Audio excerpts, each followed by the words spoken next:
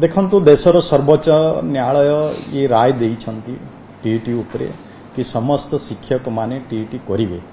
आकु आमे तर्जमा करूछु, विचार करूछु, विभाग आ उपरे कोन करा जाई पारिबो। जेहेतु अनेक एमती शिक्षक अछंती कि 2011 पूर्वरु से माने नियुक्ति पाइछंती, सेते बेलकु टीईटी की ओटीईटी व्यवस्था नथिला। तार परवर्ती समय रे ये टीईटी ओटीईटी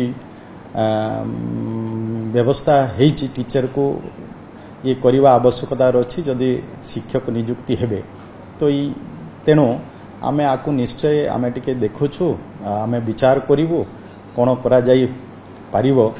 आ पाए भी आमे स्पेशल ओटीईटी रो व्यवस्था भी आमे करिथिले। दुर्भाग्यवशतः घटना घटिला जहा फल रे ओटीईटी एग्जाम हो पारि नाही, किंतु आमे परवर्ती समय रे शिक्षक मानक पई ओटीईटी करिवार भी व्यवस्था करिवु। सेथिरे भी शिक्षक माने ओटीईटी एग्जाम अपियर करिवे एवं सेथिरे जो माने पास करिवे तो तांकर कोनोसी समस्या हबो नाही, किंतु बाकी जो रहिछि आमे ताकू विचार करछु।